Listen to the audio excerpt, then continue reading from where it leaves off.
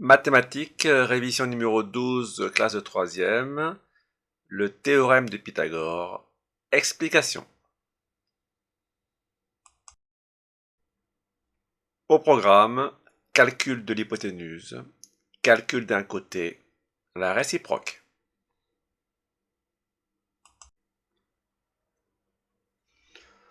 Le théorème de Pythagore, révision troisième, c'est un cours que nous avons vu en quatrième. Alors nous avons l'égalité de Pythagore et les exemples. Donc ce triangle-là va nous servir de repère. Alors, un triangle ABC, rectangle en A, donc c'est-à-dire qu'il y a un angle droit ici, est caractérisé par l'égalité. BC au carré est égal à AB au carré plus AC au carré. La somme des carrés des côtés de l'angle droit est égale au carré de l'hypoténuse. Donc ça c'est la formule, c'est l'hypoténuse au carré est égale à la somme des carrés des côtés de l'angle droit. Donc ça au carré, ça veut dire ça au carré plus ça au carré. Remarque, il est conseillé de toujours faire un petit schéma à la main levée, comme ça pour savoir où vous en êtes, et de visualiser le problème. Si le triangle est rectangle, il faut toujours bien identifier où sont l'angle droit et l'hypoténuse. Pour démontrer que le triangle est rectangle, il faut repérer le plus grand côté qui sera peut-être l'hypoténuse. Donc là, ça va être ici. Donc là, quand vous voyez un triangle, il faut toujours repérer où est l'angle droit et où est l'hypoténuse. Le côté hypoténuse est toujours opposé au sommet de l'angle droit. Alors, premier cas, c'est le cas le plus général, calcul de l'hypoténuse. On veut trouver ça. Donc normalement, on va vous donner les deux côtés, les valeurs des deux côtés. Alors dans un triangle REC, donc là on va prendre ce triangle-là, on va changer les lettres. REC, rectangle en R. Donc le R il sera là, puisque c'est l'angle droit. On a RE est égal à 9 et RC est égal à 12. Donc R, angle droit, RE, RC. Là, on vous donne RE est égal à 9 et on vous donne RC est égal à 12. Donc on vous donne deux côtés sur 3. Le troisième, on ne le sait pas, c'est l'hypoténuse. On le cherche. Donc évidemment, donc ça veut dire l'hypoténuse au carré, donc c'est bien EC au carré est égal à RE au carré plus RC au carré. Il suffit de remplacer 9 au carré plus 12 au carré, ça fait 80 plus 144 est égal à 225. Est-ce qu'on a trouvé EC? Non. Là, on a trouvé EC carré. Comme vous avez vu en quatrième, pour enlever le carré, on met la racine. Et généralement, c'est une racine identifiable, directe. Racine de 225, c'est égal à 15 cm. Voilà pour le premier exemple, c'est le cas le plus général.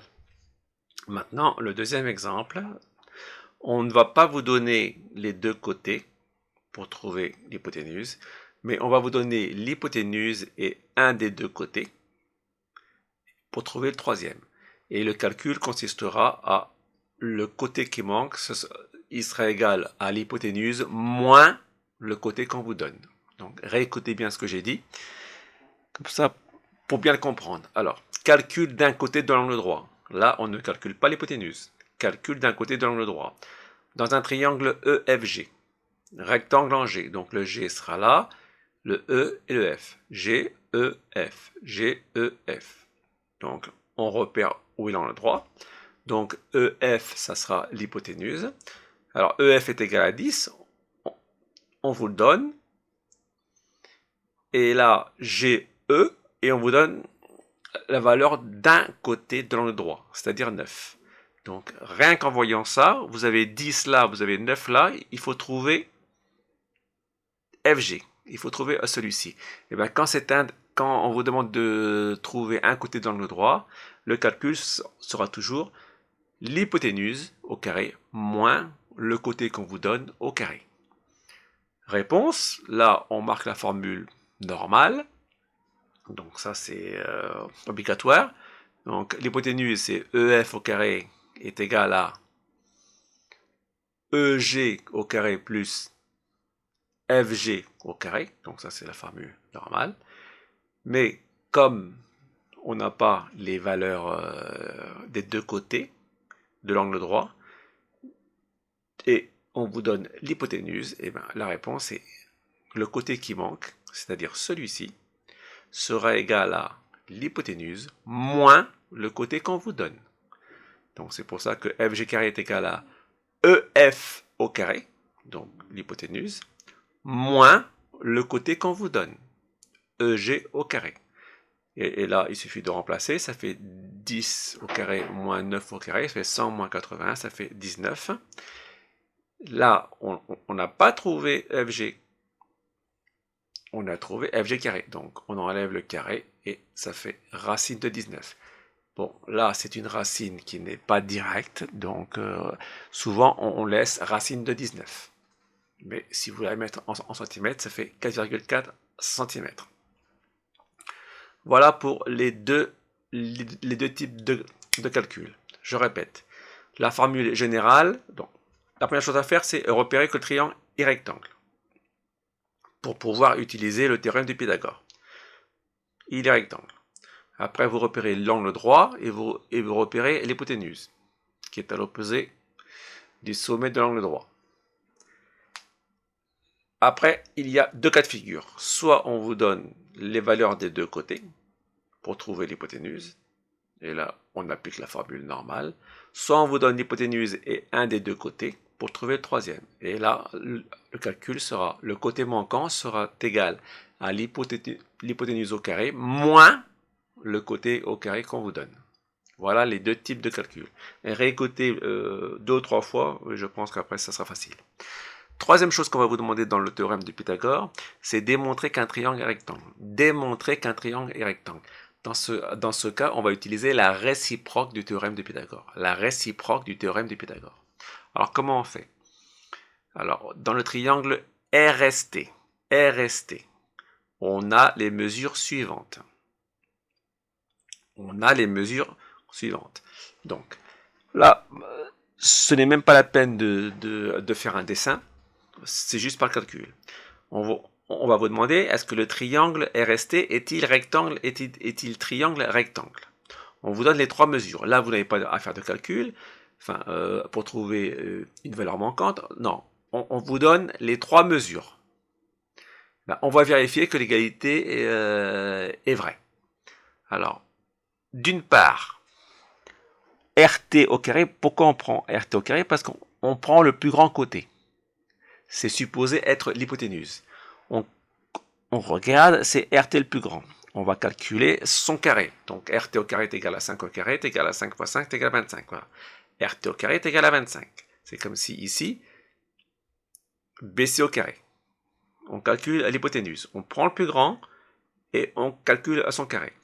D'autre part, donc notez bien les expressions. D'une part, le carré du plus grand côté. D'autre part, la somme des carrés des côtés de l'angle droit. Donc c'est RS au carré plus ST au carré. Les deux côtés de l'angle droit. On les calcule. 4 au carré plus 3 au carré, on vous les donne. Hein. Ça fait 16 plus 9, ça fait 25. On a donc RT au carré, on a calculé l'hypoténuse. RT au carré est égal à RS plus ST au carré. Donc, on trouve la même chose. Hein. Donc, d'après l'égalité de Pythagore, le triangle RST est un triangle rectangle en S. Voilà. Pour démontrer qu'un triangle est rectangle, on vous donne les trois mesures. Il n'y a rien à chercher. Il n'y a qu'à vérifier la formule.